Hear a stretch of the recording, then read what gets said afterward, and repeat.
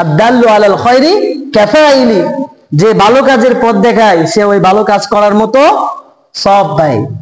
তো এই যে সওয়াবের ভাগী আছে ঠিকই, পাপের ভাগী হবে না? অবশ্যই হবে।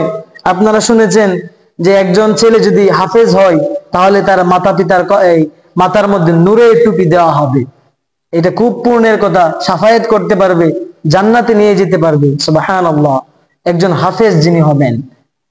আর একজন ছেলে, আমার ছেলে, আপনার ছেলে দুষ্ট হয়েছে, মাস্তান হয়েছে, মানুষকে কষ্ট দেয়, তার জন্য এলাকার মানুষ শান্তিতে থাকতে পারে না, মানুষের এইটা চুরি করে নিয়ে যায়, মানুষকে মেয়েদের উপর ডিস্টার্ব করে, অনেক অন্যায় কাজ করে।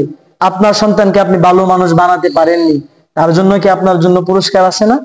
আপনার জন্য পুরস্কার নাই, তিরস্কার রয়েছে।